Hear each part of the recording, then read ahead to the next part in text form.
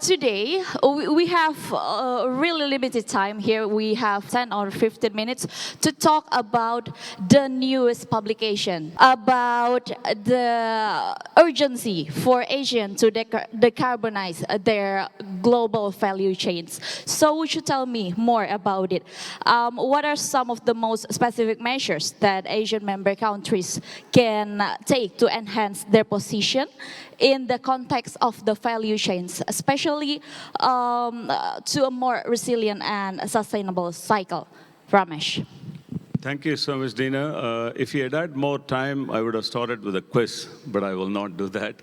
GVCs are huge in ASEAN. If you look at Asia and Pacific, and particularly if you look at, within that ASEAN +3, the numbers are humongous. But for ASEAN, the 10 countries in Southeast Asia, the GVC share, or the global value chain share of total trade, is a whopping 50%. And these numbers, the GVC itself, GVC trade is $700 billion.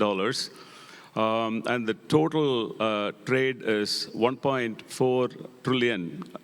So you're looking at big numbers here. So there's a lot at stake. And if you look at labor, close to just slightly less than 300 million people employed in sectors that are orientated towards GVC. Now, what is happening? Clearly, as a region, if you look at ASEAN's progress, if you go back 25 years ago, the Asian financial crisis, clearly countries have shown that they're very, very resilient. Take a look at Indonesia, what they have achieved.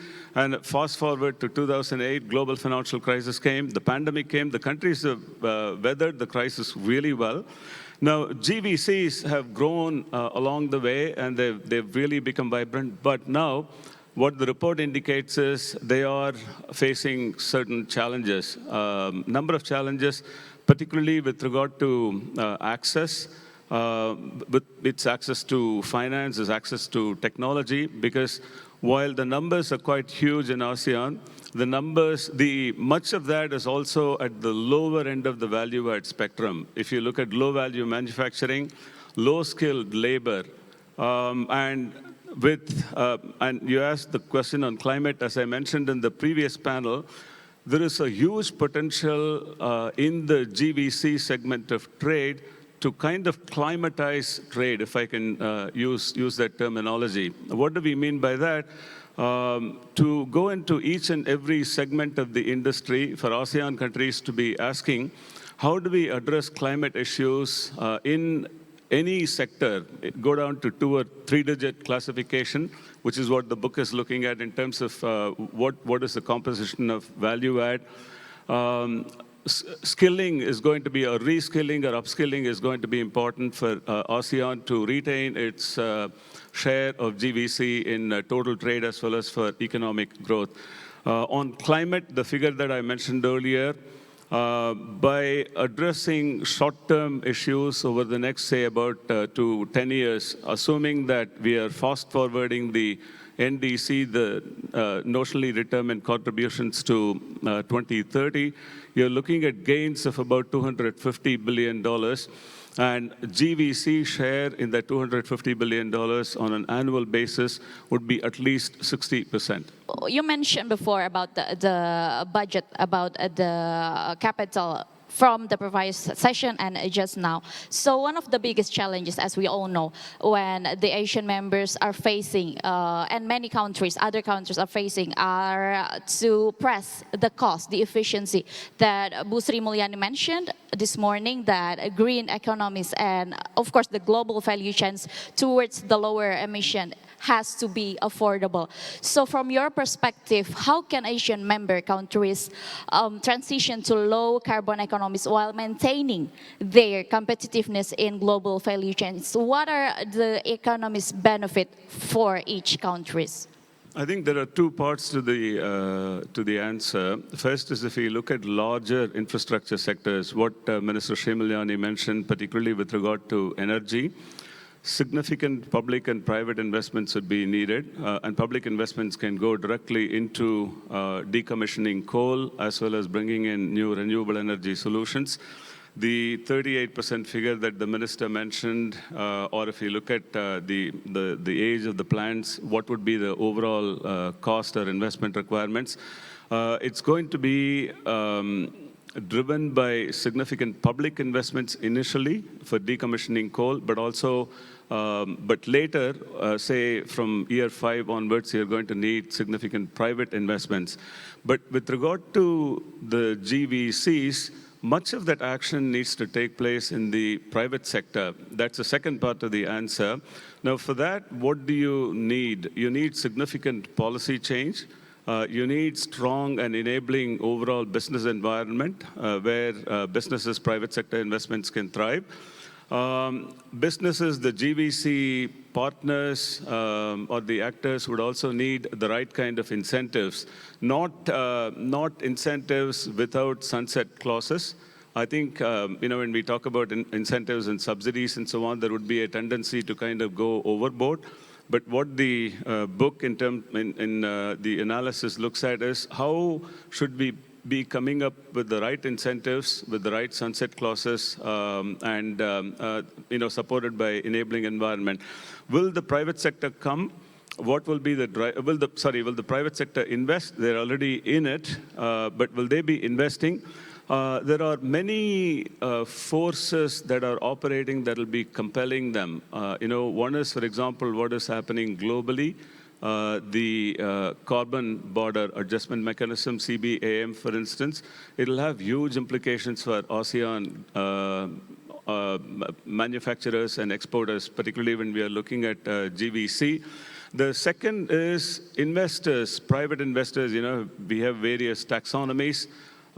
If you're looking at, for instance, exchanges mobilizing capital, will private investors or institutional investors be willing to put money into dirty industry or industries that are not changing themselves to meet the growing global call? Clearly, that is not the case. So these two are going to act as good incentives and good pressure points. These are a couple of things that are mentioned in the report. But in terms of what will be the policy implications in some of the key sectors, key industrial sectors, what needs to be done? There is clear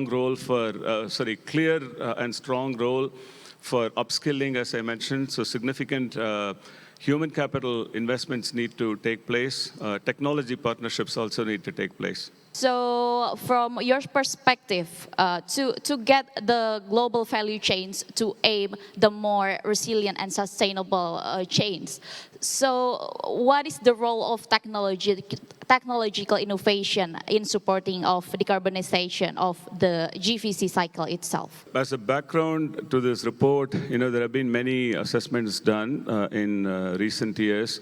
So one is in terms of, if you look at the GVC manufacturers or manufacturers that are, or any industries or services that are on the GVC spectrum, and if you just imagine them to be in a big product space, if I can use that terminology, what is the value spectrum that these players are in?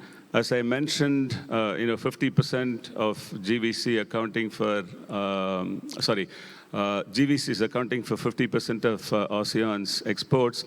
Now, within that 50%, almost 70 to 75% is in low-value technology.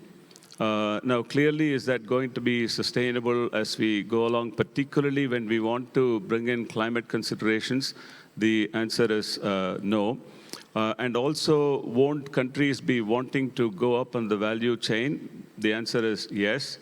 And what should be the investment requirements at the private sector, within the private sector, at an enterprise, at the level of an enterprise? What should be public investments? Those are issues that are context-specific. For instance, in Indonesia and Philippines, Vietnam, Cambodia, and Lao PDR to some extent, we've done fairly extensive assessments in terms of how technical and vocational skills landscape has been changing. The investments have been going in, but what is lacking or what is not happening on scale is partnership between the public and private sector, and also between players in Asia and advanced, either investors or operators that are investing elsewhere. So the challenge in the next 5 to 10 years is going to be, particularly with these incentives such as our pressure points, such as CBAM, how do we bring those investments into upgrading the technology ecosystem is going to be very, very important. All right, Ramesh. So this is going to be my last question, but I think this is one of the most important questions when we're talking about global value chains and the effort towards the more resilient and sustainable cycle. So when we're talking about GVC, we're talking about the private sectors and the government themselves. Since we have some of the stakeholders here attending our session today, so from your perspective, what steps, step by step, the government has to take to aim the goal to more resilient and sustainable global value chains? I think if you're looking at it from, GVC, the enabling environment, policy, legal, institutional, regulatory and institutional framework is very, very critical. Cost of doing business, cost of bringing in new technology solutions.